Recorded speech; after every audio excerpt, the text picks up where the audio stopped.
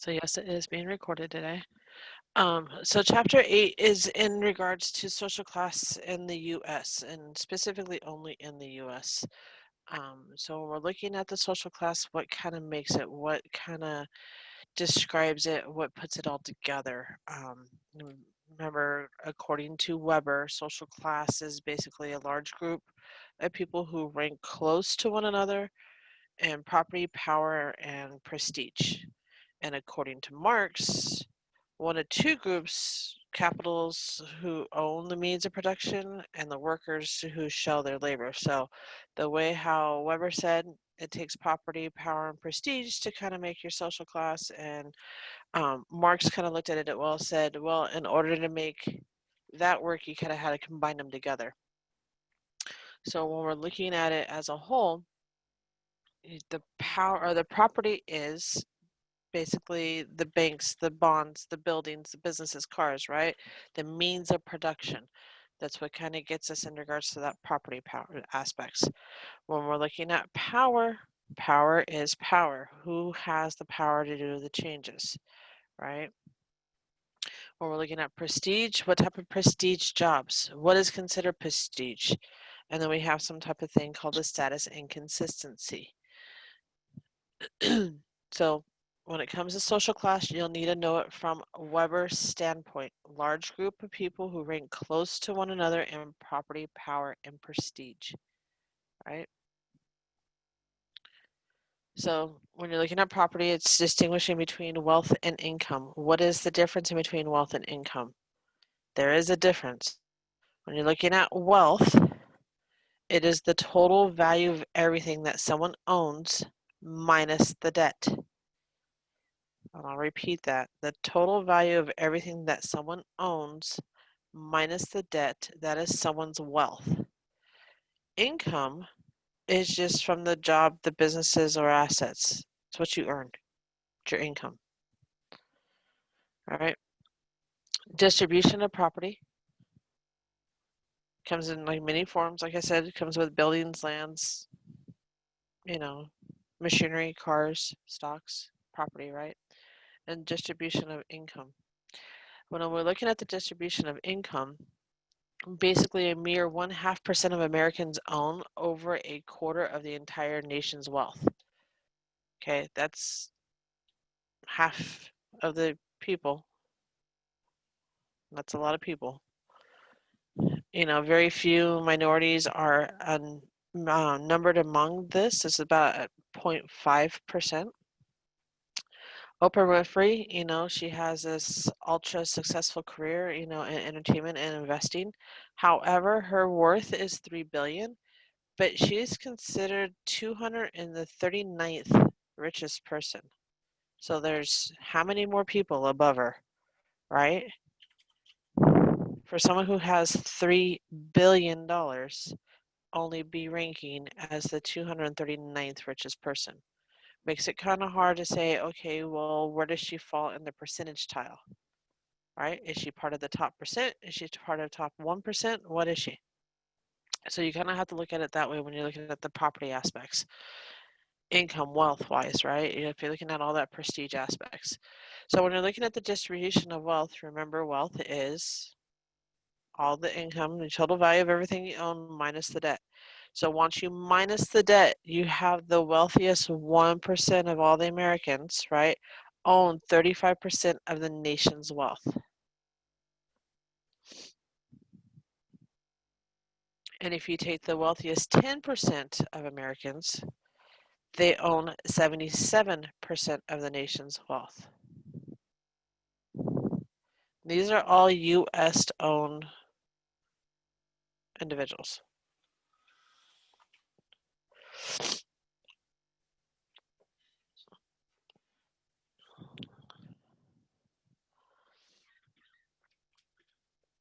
So when you're looking in how income in America is distributed, you can kind of see if you use Mount Everest. Mount Everest is a huge mountain, more or less. It's basically 29,000 feet. It's huge, right? It's up there. However, if you notice the average U.S. individual, not a family income-wise, But if you take an average individual, they only make up about 12% of Mount Everest, or 12 feet of Mount Everest. The average family income is about 17 feet of Mount Everest. However, some families have incomes that exceed the height of Mount Everest. That's that top 10%. So you can kind of see how the fluctuation of income and wealth can kind of unbalance certain type of aspects in regards to our distribution of income.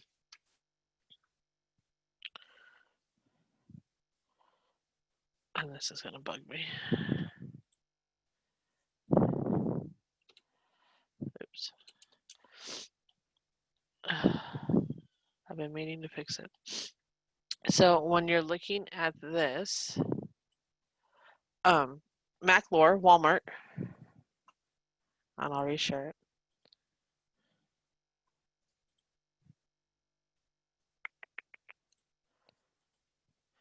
MacLore, Walmart, right? His average income, these are the five highest CEOs, right?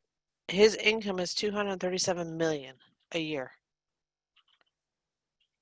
property-wise, right? Aspect-wise. Means Tim Cook from Apple is 150. Please note the difference in between Walmart and Apple. Right? There is a huge difference in between the two. John, he's from Evercore. He's 124. Sundar is basically a corporation company called Alphabet. And then you have Elon Musk, that's Tesla. Now I'm going to ask you guys this question. Property-wise, Tesla-wise, is Tesla more popular now than back from 2017? Yes. Don't mind the person behind me that you can't see, right? But for the most part, yes, Tesla. It is one of those situations to where it is more popular from 2017. So has the compensation increased, do you think, or has it decreased? More popular, more money I'm going to make, right? It's the way how it works. Walmart's very popular. It's globally, but they're looking at just the highest paid CEOs that live in the U.S., not so much in regards to the, the income the company makes, but this is the income that the individual makes as a part of their income a month or a year, not a month, a year. So it's one of those situations to where we look at it. To kind of give you a comparison of this, in 2013, the highest paid U.S. CEO received $77 million. So from 2013 to 2017, you can see how big the increase has gone within a matter of a small amount of years. So from 2013, highest paid CEO made $77 million. However, in 2017, here you have the highest paid CEO, which is Walmart, which is Mark Lore, 237. Do the math. How much of a difference? It's a huge difference in a matter of 4 years, right? So now add another 3 years. Like I said, increased or decreased. It's kind of one of those situations. Our economy right now is not the greatest, so maybe you might see a little bit of a decrease, but I seriously doubt it. For these companies here, they're still striving, even with what we're dealing with. However, at the same time, the more things change, the more they stay the same. So when we're looking at the dividing of the nation's income, your top 5% from 1935 to 2014 have remained in the top 5%. And if you notice, they haven't really dipped a whole lot. The only time they really dipped was in here in 1960s and 1970s. We had this little bit of a low, right? But for the most part, that top 5 stays right about that 50% mark all the way through, So even though the more things change, they still remain the same. Your bottom 5% still remains your bottom 5%. They're still there. It's one of those situations to where, how do we change this? Is there a way to change this? Can we imagine more of a life to where we have more Mark Lowers around? If he did, what would that do? So it's kind of one of those situations to kind of, think outside of the box, when we're looking at the poverty and we're looking at the expenditures that go on around us, you know, can this change? Even though we try to change it or even though we try to alter it, we still have those aspects of still remaining power elites, right? Property. When we're looking at property, we're looking at our materialistic type aspects. Here it's a 533-foot Eclipse. It's a yacht. It's the second largest yacht. It's not even the first. It's the second. It's actually owned by Roman of Russia. He is the world's 11th richest person. The world's, not just U.S. The world's world's 11th richest person. When you're looking at this, it's kind of like, what's the purpose behind it?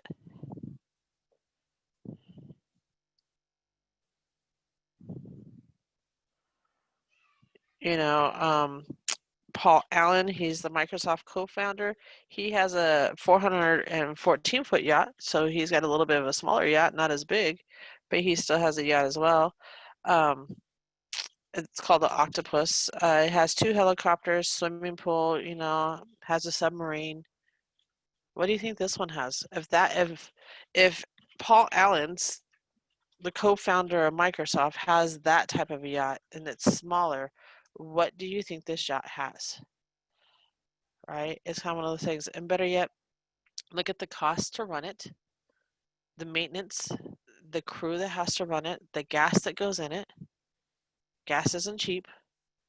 You know, um, my husband and I, we went to Long Beach. Been a few months now. Actually, I think it was sometime last year, to be quite honest. Um, we went out to Long Beach, had a nice at the lighthouse, had a nice lunch and type of that. Shows you how long it goes because everything was open still. But we were looking at there was a yacht for sale, and we were like, oh, just kind of curious, like how much gas would be to fill up the tank would cost you like almost $12,000. It was like one of those things. Well, these things are bigger. The yachts that were in the harbor are like half the size. Not even half the size, probably like a quarter of the size. But it's like one of those things to where it's like, okay, if you think about it, the cost that goes into maintaining these and how often are they there and who sees it.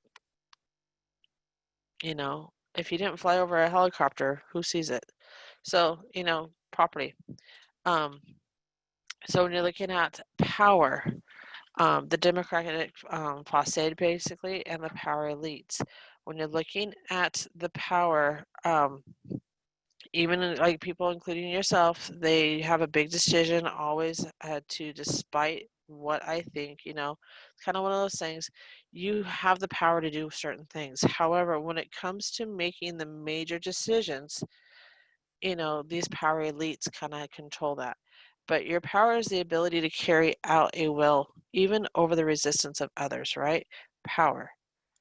So are you able to handle the changes? Are you able to kind of take that power and carry out a will, even though you may not particularly care for it, right? You might resist it. And like I said, the power elites is basically Charles Wright Mills. It's a term of top people in the U.S. corporations. It's the military, it's politics, it's that make up the nation's major decisions.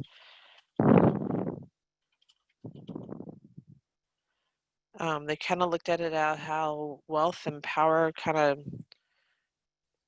correlate together or cohese together in regards to that group. If you look at who in there, like U.S. corporations feed a lot into politics. Even though they may not be in the limelights or their forefronts, but they're still behind the backstages of in that political campaign, giving their input, giving their say. The old saying, the money talks kind of aspects, right? Old money versus new money type thing as well. Military is there because politicians kind of control it. So therefore, if politicians are telling military what to do, that's how they become power elites on making the decisions. If we decide to go to war, do we decide it or who decides it for us? If you think about it, it's those top elites that decides whether if we go to war or not. When we're looking at prestige, what is this occupational prestige? What do we look at it? What is it considered? How do we identify what is prestige? It's respect in regards to what? So when you're looking at this, we have these, how do we display our prestige? Well, obviously some people show their prestige this way, like, hey, you know what? I have great money and I'm going to show it materialistically. Others carry it differently. When you're looking at prestige, think about when you're a kid versus now that you're an adult. You know, what was your ideal job? What did you want to be? What was that prestige job that you wanted to be? You know, the higher the job, the more pay, right? You're expecting. They require more education, involve more abstract thought. They offer greater um, autonomy in regards to independence or self-direction.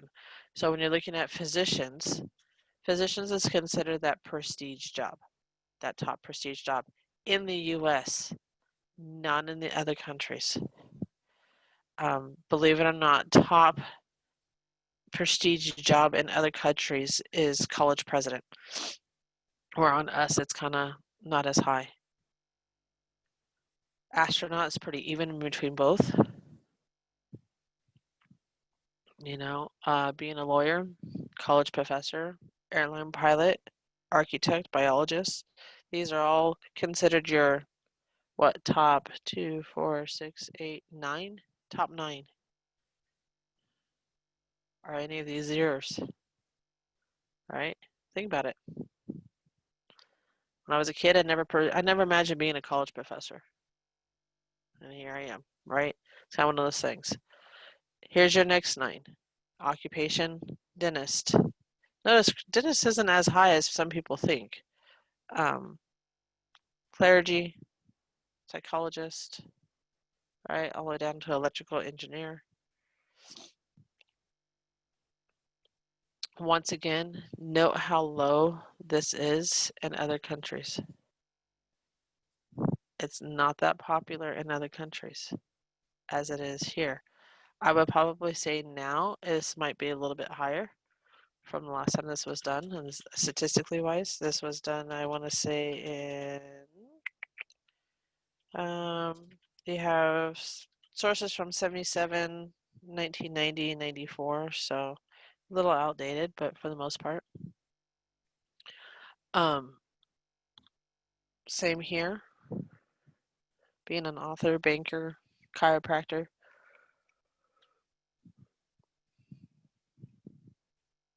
Athletic coach, plumber. Notice how the percentages are going down. Carpenter to bartender. Notice people rather be a cab driver over a bartender. People's choices, right?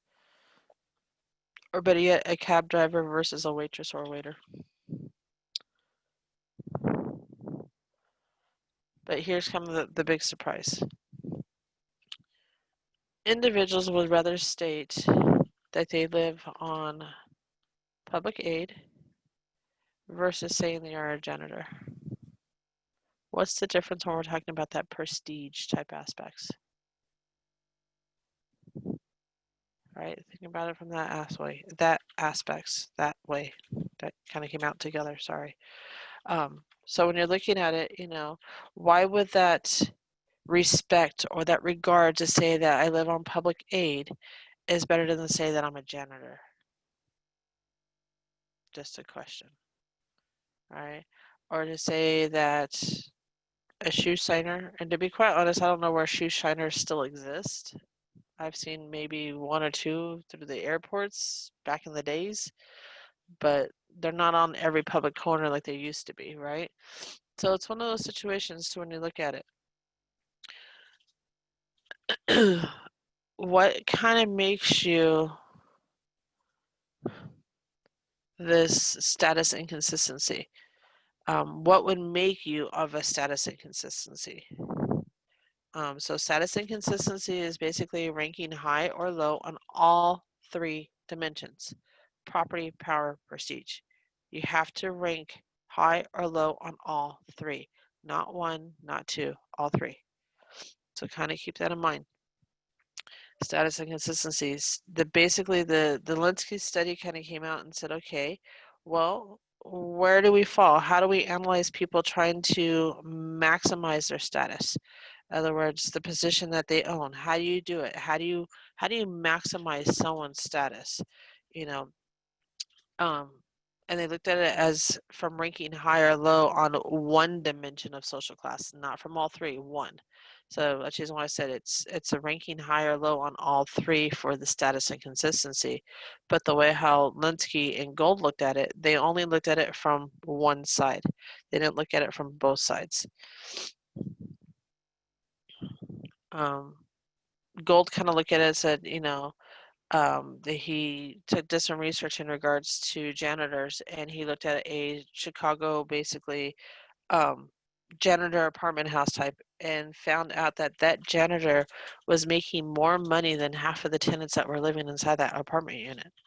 And once the apartment units are actually the people that were living inside the apartment units found out, they got pissed. It was one of those situations where they got upset in regards to it. Like, how does this janitor make more money than I am? And I'm the one that's sitting here living in this apartment complex. So Gold's study kind of figured, you know what, this doesn't make sense. So it goes back into this type of aspects. What is considered a prestige job? Just because you may not think it's prestige doesn't mean it doesn't make money. It makes money, so by all means. However, at the same time, when you're looking at this, when you're ranking high and low on some dimensions, you can end up with some health issues. It's one of those situations to where the anatomy kind of comes in and kind of says when people become detached from the usual norms and guides that guides their behavior, you get this anatomy, right? You end up with this health issue.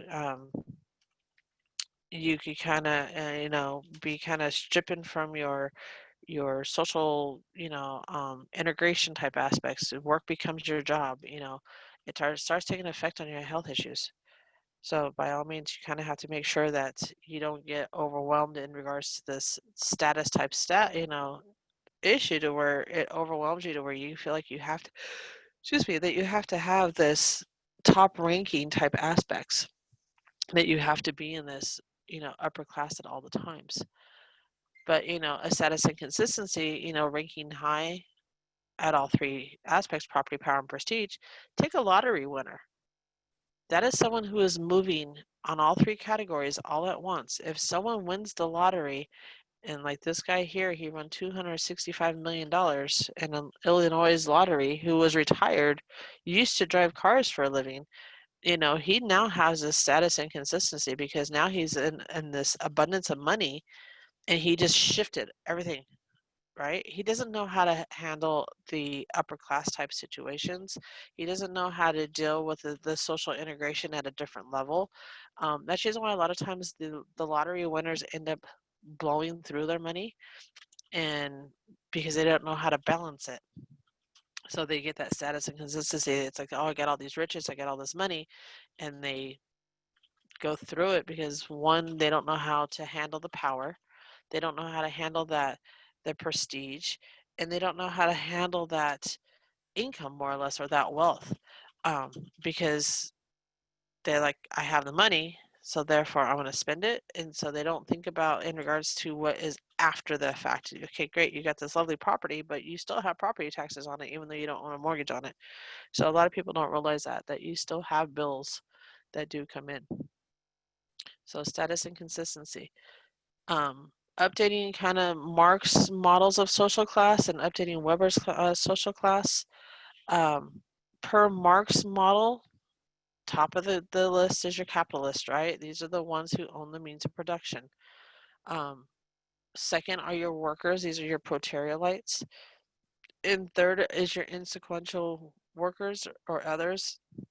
These are the beggars and etc. You're basically, you can look at them as being your homeless people aspects. So this is kind of updating Marx's model.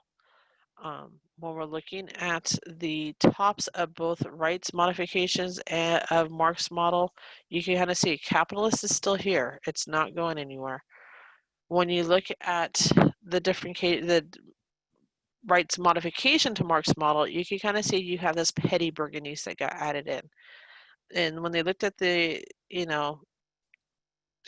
basically the contradictories of the class locations, Wright kind of use that term of positions and social class structures that generates contradictory interest.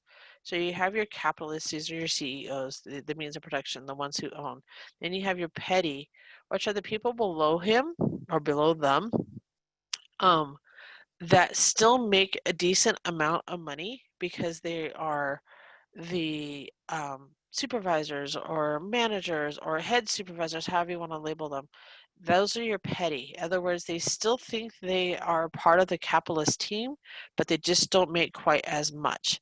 And they work in the means of the production, but they don't own the means of production. So you can kind of see how the difference kind of lay out there.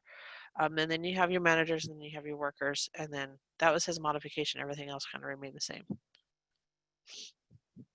So instead of being a CEO, you might be a CFO, Chief Financial Officer. You don't own the means of production, but you still have a say in something. So that's where that petty kind of came in. And then below them, you have like your managers and supervisors and the workers. So you can think of capitalists being your CEO, your main person, your owner, or your COO, Chief Operating Officer, or however. And then you can look at everybody else kind of below that person who owns it as being the petty, and then down from there. When you're looking at this one, this is the class that is kind of broken down here. And this is basically updating Weber's type of social class. He kind of looked at it and said, okay, you know what? Technically, we have more than just 3 or 4. We have, more or less 6. If you really break it down, because if you look at capitalists, these are investors, and basically the ones that inherited a few top executive positions, and they make the $1 million or plus. This is that top 1%. When you look at your upper middle, these are professionals and upper managers. They can make about 15% of the population. Your lower middle is, semi-professional and lower management, craftspeople, foremen, that type of aspects. This makes about 34% of the population. When you're looking at workers, factory workers, clerical workers, low-paid rental sales, that type of aspects makes about 30% of the population. Working poor, these make up about 15, and then the underclass make up about 5. So when you kind of look at the aspects of updating all of this, the class that is most shaped by education that's kind of changed is that upper middle. It is strictly driven in regards to education. It helps with in regards to making sure that you're secure in your job positions and stuff like that. The most of the working poor class, when you're looking at this, is a are high school dropouts. They have some high school, or they just completely dropped out. So this is the working poor class. These are the ones that unfortunately end up probably in the poverty-stricken areas, part of the poverty line type aspects. But most of the working poor class have no high school. And then when you're looking at the underclass, this is basically where like the homeless are part of, are basically the underclass.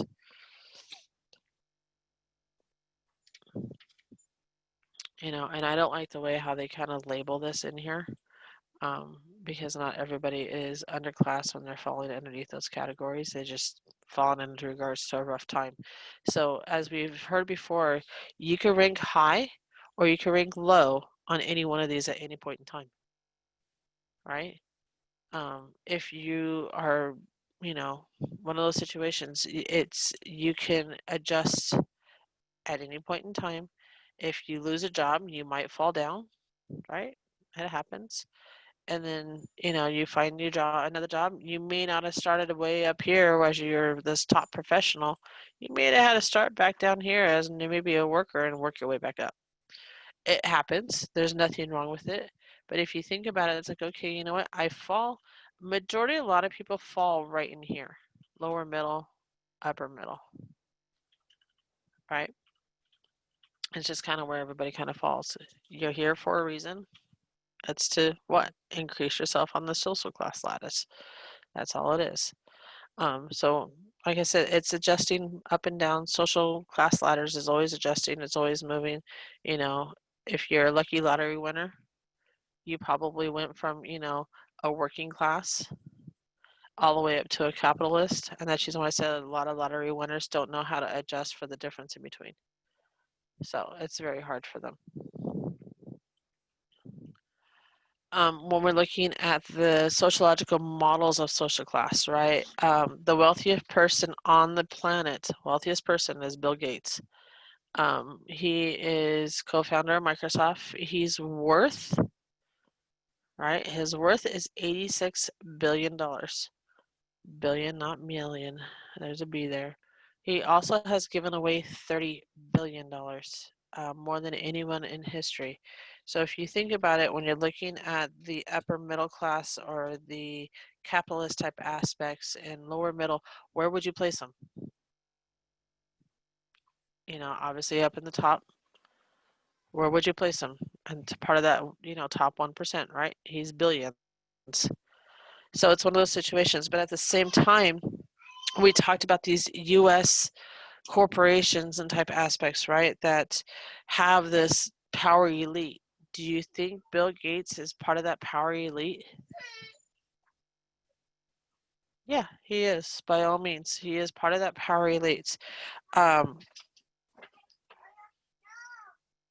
The other issue that you kind of have to look at it is in regards to the aspects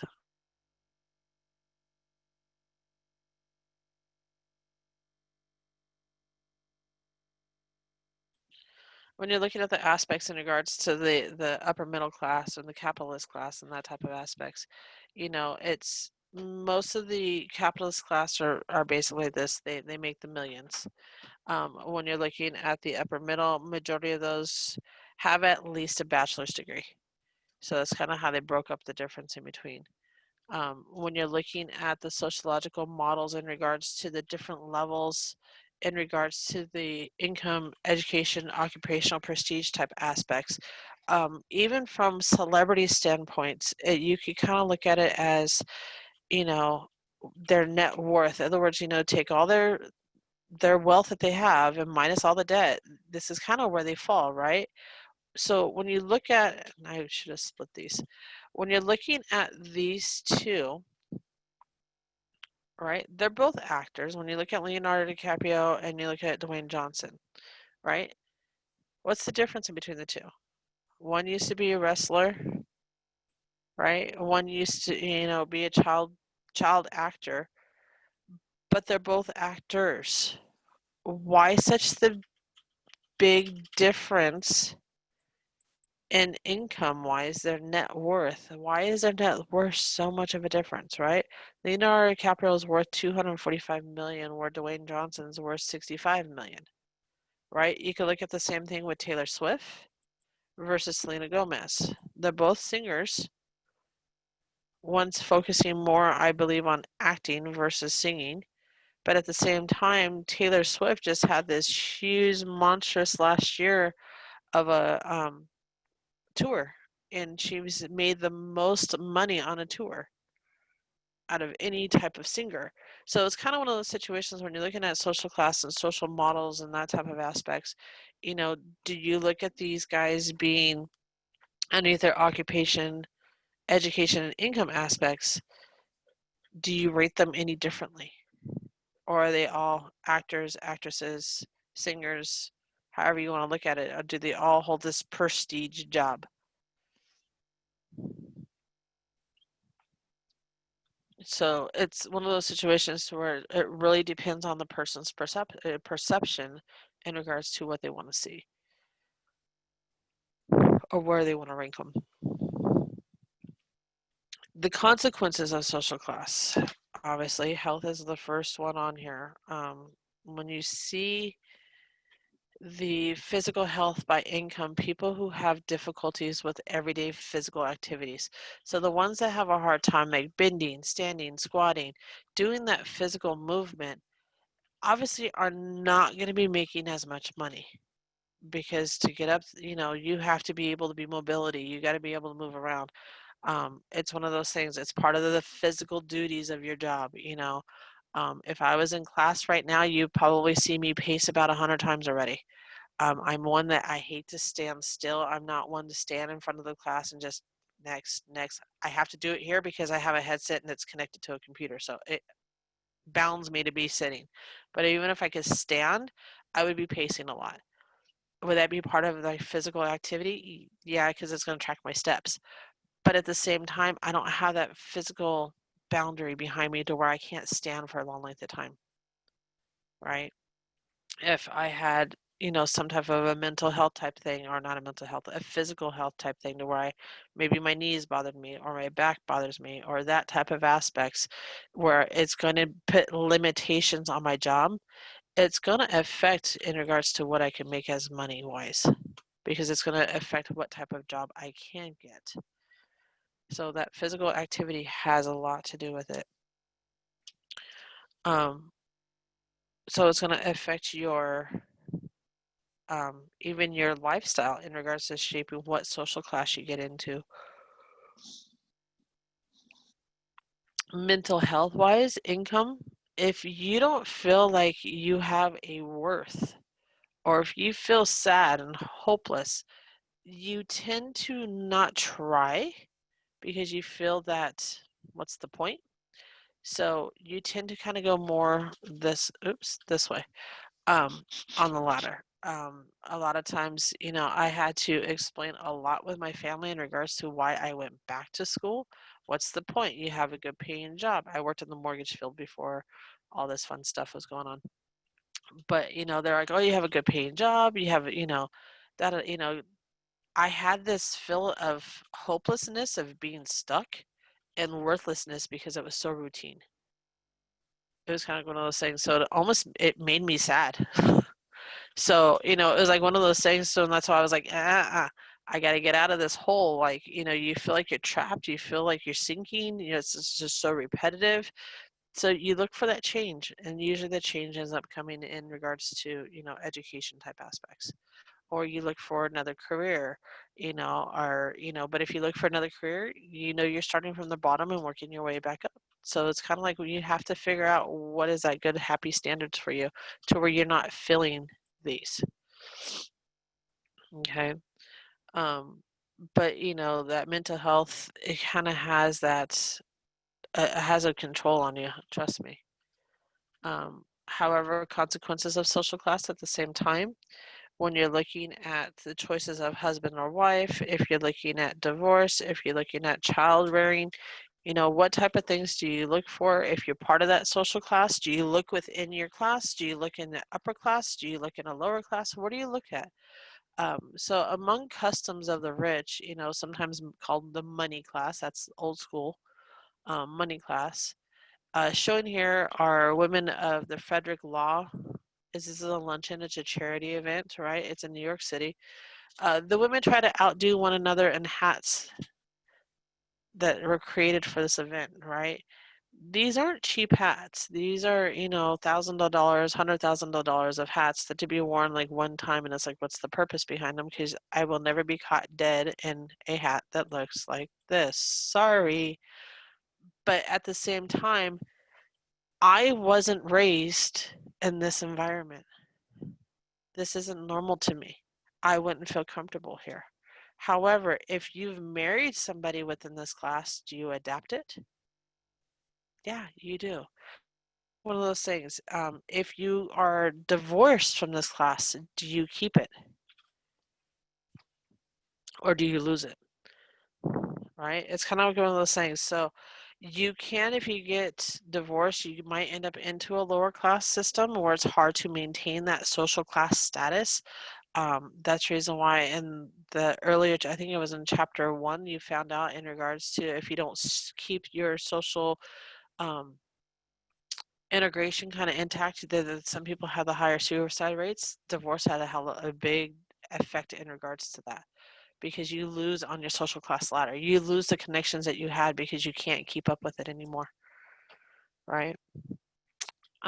Disparities of social class, right, in the United States are extreme. This here is in Florida. However, despite of what it looks like, you'd be surprised. Some people choose to live this way because this is what they're used to. I know I want to say there's a YouTube streamer who makes millions. He still lives like this because it's what he's used to. It's what he's accustomed to. He didn't let his money get to his head, more or less, right? Live within your means. But social class wise, he's kind of, changed. Your book gives you another example in regards to a mansion. Side by side, yeah, they look pretty bad. However, even if you drive up here in the high desert, do we have this? Yeah, we do. It could be literally in your backyard. Drive down like a few blocks from where you're currently at, and it might be there. Might have to drive a few miles, depending. But all in all, it is one of those types of social class. And when you drive by it, what is the first stereotype word that comes out of your mouth or that you think? Right? It's the same thing. You have a comment that kind of goes with it, and you expect that those individuals that live within there to follow that behavior and fit the social class. So sometimes when individuals don't, it kind of throws you off for the loop. Education, right? It's an amount of schooling. How much schooling are you willing to go? Are you willing to go that extra mile, that extra push? How far do you want to go? It's one of those situations. So, education it has a lot to do with the intergenerational mobility, which is coming up. But you'll see that intergenerational mobility is one of those aspects where it's a change within the family members of the social class from one generation to the next. Well, what's changing that is education. Education is becoming more a part of the generations that are coming up behind. Religion, right? Type of dominations. There's several different types of religion that you can follow and choose. It's completely up to you.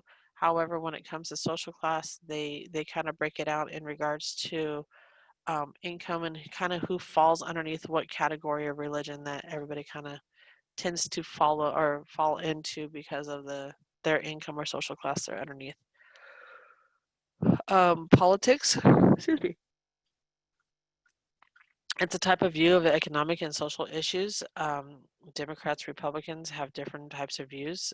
That's reason why we'll get into the politics chapter, but you'll see that slices of the center. In other words, if you take both sides and you have this common lines, the slices of the center, it's that center that kind of gives us the two balances, right? Otherwise than that, if you had everybody agreeing, then you wouldn't have a debate going on. So it's the type of view of the economic and social issues that are appearing. Not everybody kind of sees it the same way either. Criminal and social justice, these are type as well as amount of consequences. Um, we've talked about the criminal aspects before in regards to rank. If you're up on an upper class, you're not going to get the amount of sentence of somebody that might be in the lower class. More privileges come with, the white collar crimes, unfortunately, so they don't do the amount of time, the consequences that go along with it.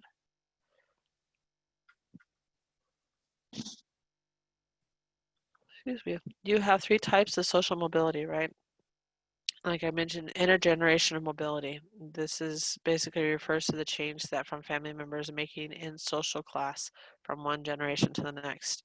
Um, it's you want them to move upward on the social mobility. You don't want them to move downward. You want them to move upward. Structured mobility is a movement of up or down. It's the social class ladder that is due to more of the changes in the social structures or in the structures of society. So it doesn't have to do with more or less you. It just has to do with the structures of society, more of the economic type aspects. And then when you're looking at the exchange of mobility, this is a large number of people moving up the social ladder while a large number is moving down. Um, it is as though they have exchanged places despite of the social mobility. The social class system shows little change. So these are just kind of like people just kind of like, um, once again, and when it comes to that economic type aspects, say that there's a lot of corporations out there and the market crashes, you're going to have a lot of people just shifting down all at once. Where some people that, thrive on the market crashing may have just all moved up type aspects. So when you're looking at the women of the social or the studies of the social mobility, this is where that glass ceiling type of aspects kind of comes in. When you're looking at some of the class studies of the social mobility, they want their sons, not so much daughters, to be more of the successful or the breadwinners in regards to it. The study is starting to show that there's more women now starting to become more of that social mobility, moving up in the social class ladders and being that forefront type aspects. But when you're looking at the mobility type aspects, the income of an adult child compare over their parents.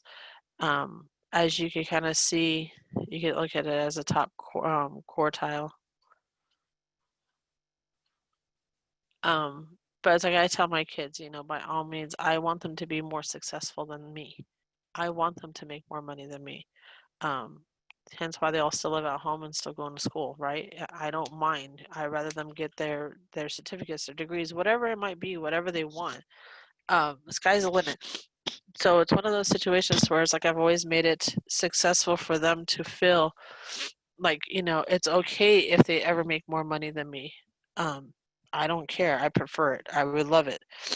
It just shows to me that they were very, they were more successful. However, some cultures don't like it.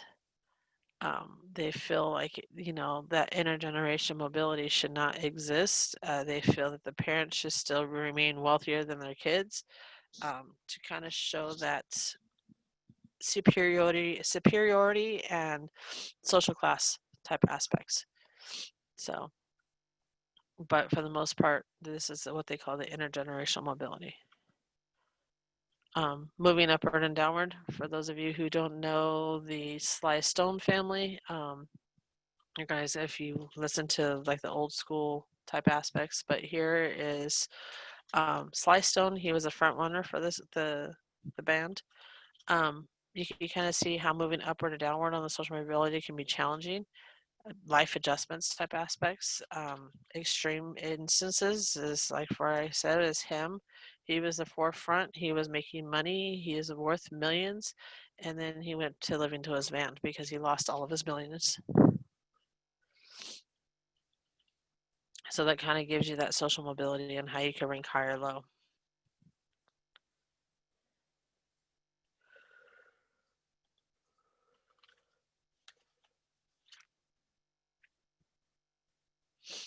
Poverty. Fun topic, by the way. When you're looking at poverty, who draws this line? Who comes up with this line? It's an official measure, right? It's a poverty. U.S. government. It's called a poverty line. It doesn't really exist. There's no line that says, hey, if you live beyond this line, you're in poverty. No, it's just an imaginary line. It's official measures. It's calculated to include income that are less than 3 times a low-cost food budget. And I kind of laugh at that because everybody's food budget is different.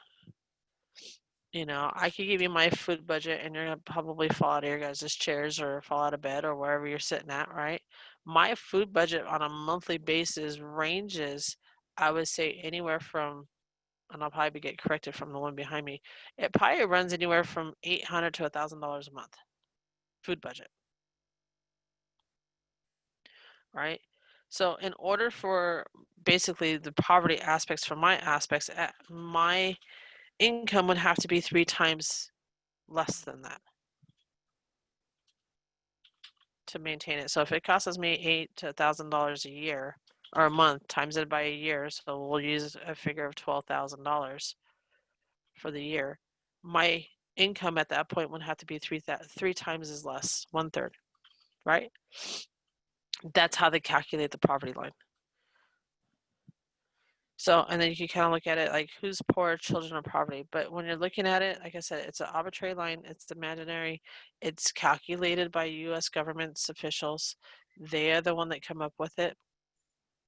They look at it as, kind of given the aspects in regards to it. If you go to the U.S. poverty measures, it'll give you like if you make this income, this household size, it'll break it all down for you in regards to the aspects of um, where that line actually falls at per county type aspects and stuff like that.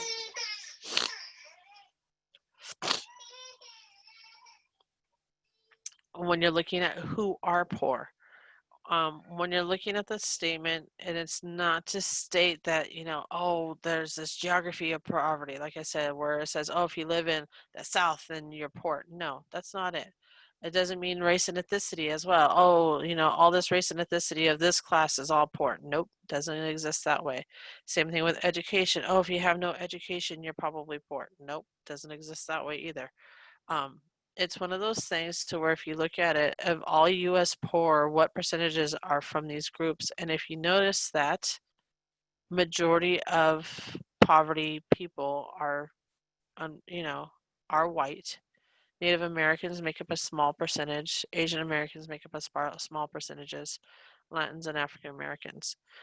When you're looking at it from a race and ethnicity type aspects. But if we have to break this myth of common ideal of what most of the poor United States, a lot of people have this automatic, oh, African Americans are poor.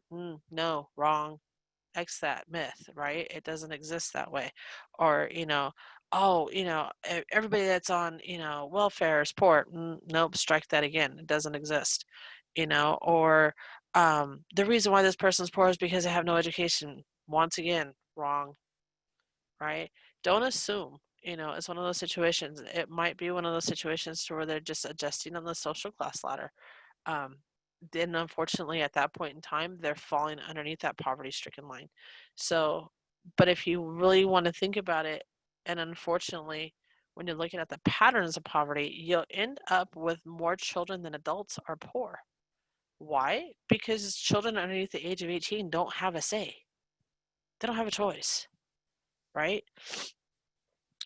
But if you look at the patterns of poverty in regards to the highest poverty aspects, to the lowest part of our poverty aspects, and unfortunately, Mississippi is number 1, New Mexico is number 2, and Louisiana is number 3. But when you're looking at Louisiana and Mississippi, they're right here, right? And then notice that a lot of the South is the poor. Patterns of poverty, more or less. But the ones that I X'd, if you're thinking about it, what hits here almost every year? Tornadoes. They get flooded, right? Well, if I have nothing left economic-wise and I have no job, I have no house, do I automatically get put into the poverty-stricken patterns? Yeah, unfortunately. So environmental type aspects have a lot to do with it as well. So it's one of those situations. Alaska is a state that has least of poverty. Well, that's because it's one of those situations to where it kind of maintains itself. Same thing with Hawaii is considered, a least poverty type aspects. Look at the different environments type of things. You go to Hawaii, it's expensive out there. So in order to live out there, you better have the means to survive. Otherwise than that, they're not staying on Hawaii, they're moving back. So it's kind of one of those situations to where if you look at the patterns type aspects and geology, the geographic type aspects have a false indication in regards to that's why they say a lot of people in the South are poor. That's not necessarily true because if you think about it, you have all the hurricane type aspects usually hits right in through here, or it'll come this way. So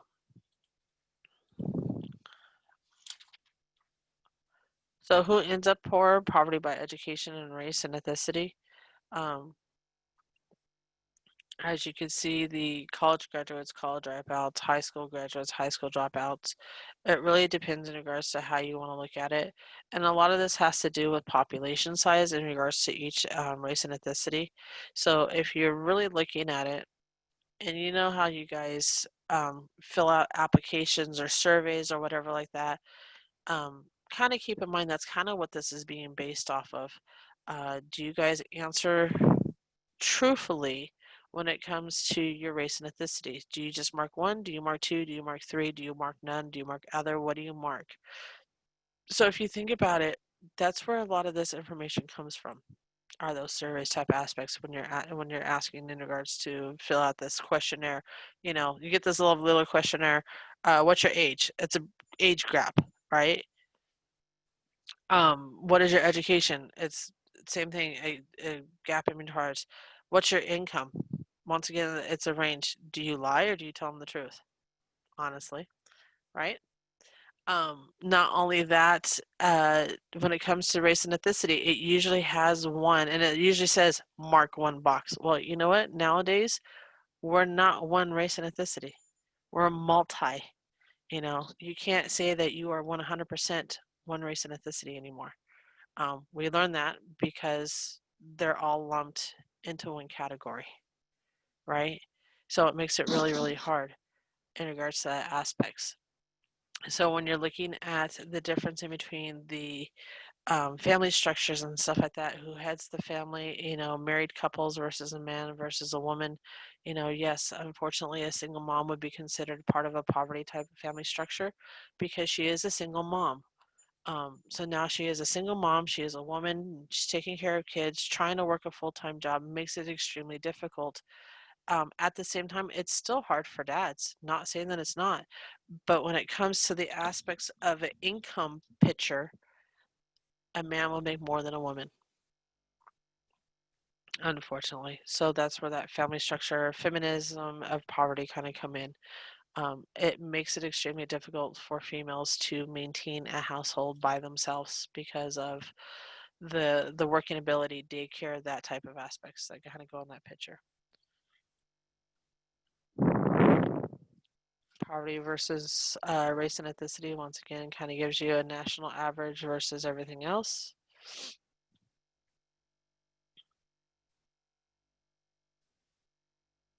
So it's a disproportionate likelihood for Latinos and African Americans to be poor. That's what this is showing, not the other way around.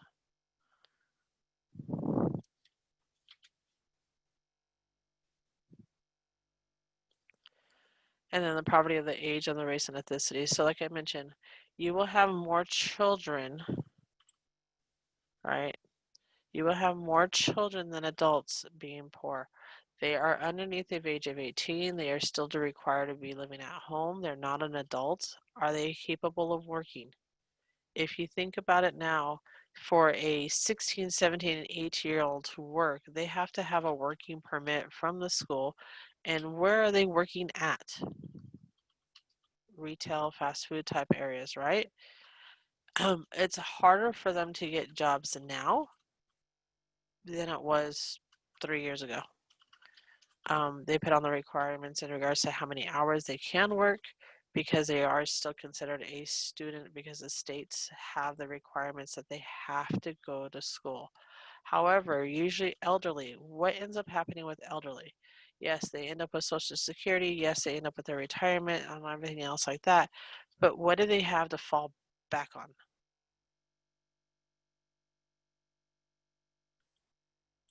Starts with an F.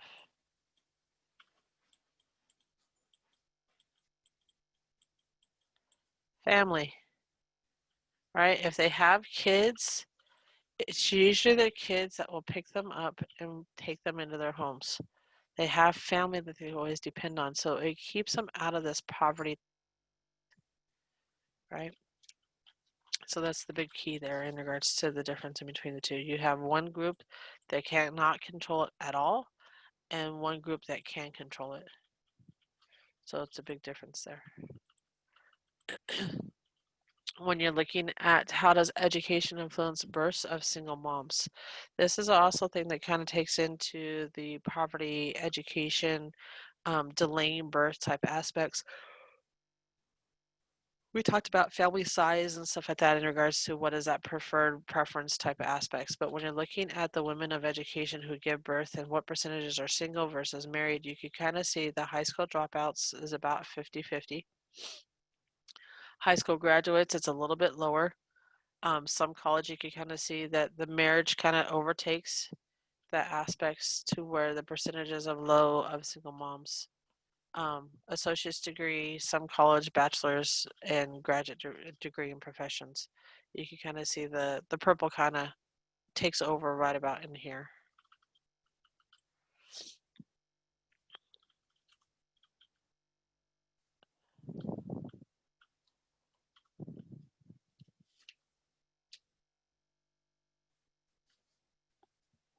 Whoops. And then you look at the income in regards to who have given birth in regards to from single to married.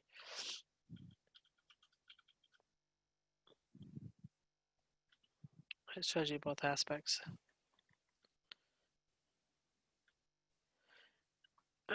So you tell me if you were a single mom, kind of going back to here, single mom, right? It's a high of 30% that are in regards to that poverty stricken. Well, you could kind of see why. Or does it fall in regards to here and here?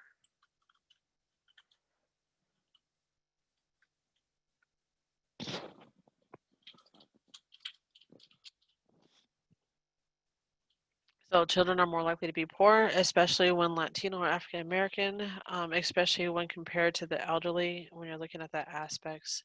Um, so unfortunately, disparity in regards to the aspects of, who are poor. Um, Social structure has a lot to do with it. And then the features of society, denying that some people cross the education or train of job skills and stuff like that. Kind of that's where I get kind of frustrated in regards to some of our educational polls and stuff. Um, really don't prepare a lot of kids that are in high school for a real reality of life.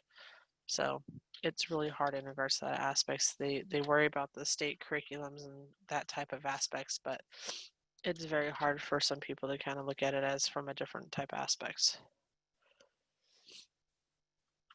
When you're looking at dynamics of poverty versus the culture of poverty, so you kind of have to look at why are people poor? What makes them poor? Um, Deferring gratification, is that what it is? Is it people kind of live in the situation for the time being until they get their higher education to be rewarded later, right? That's deferring gratification.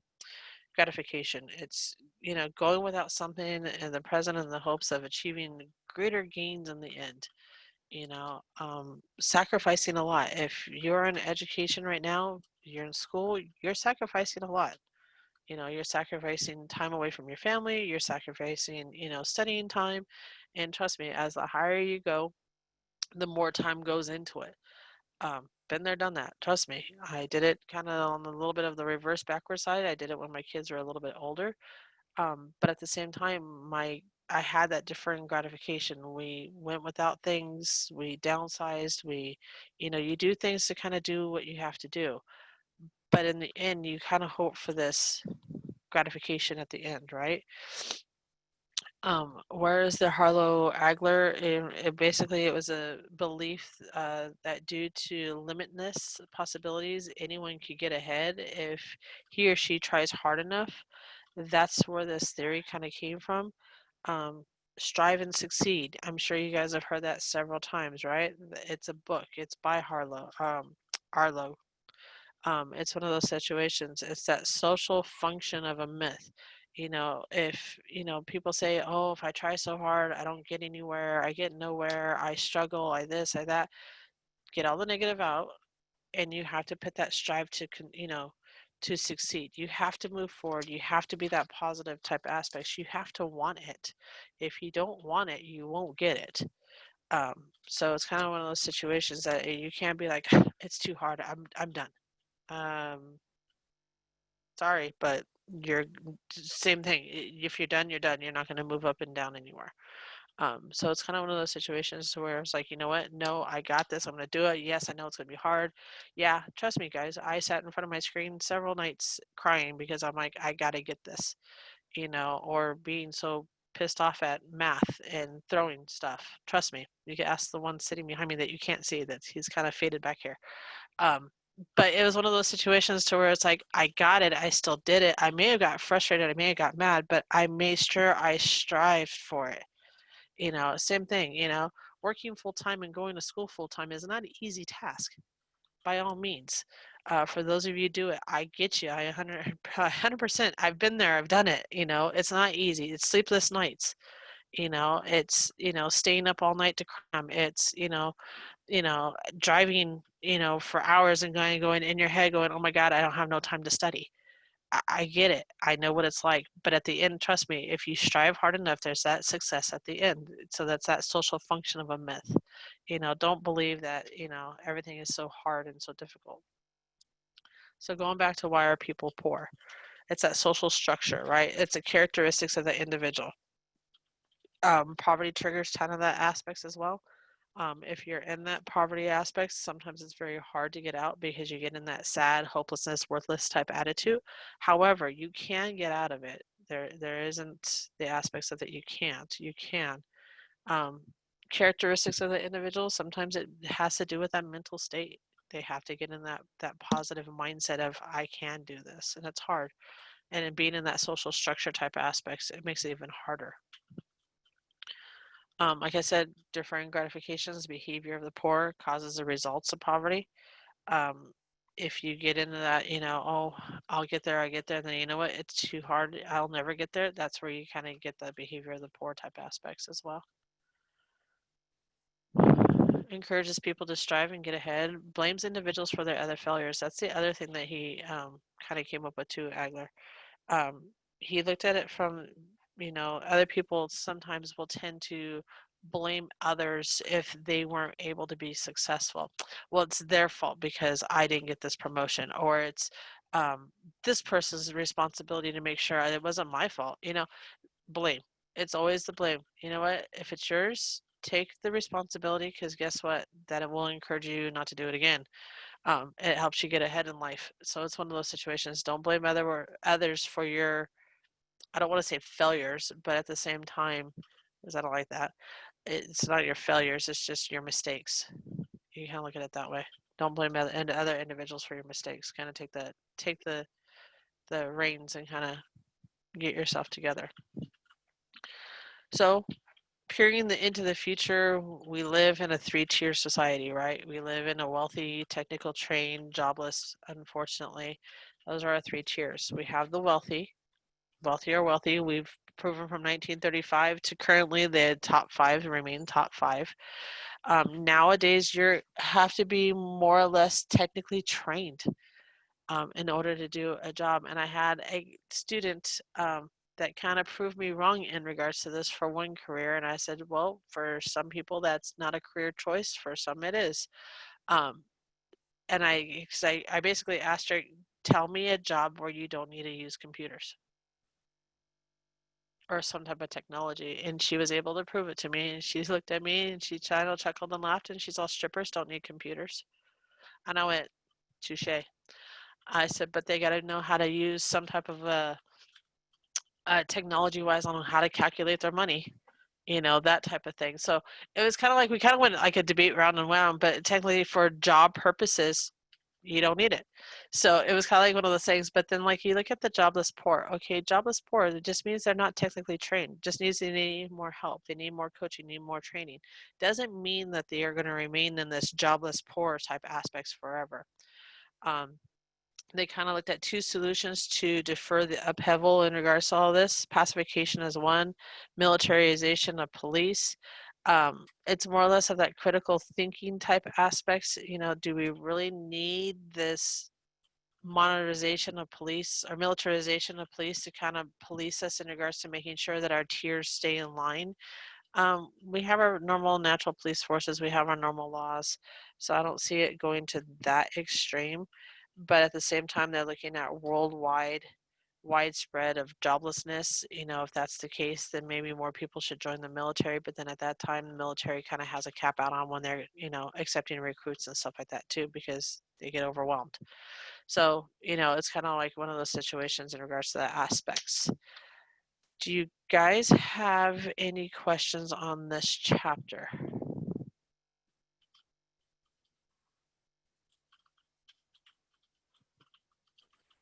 None that I could think of.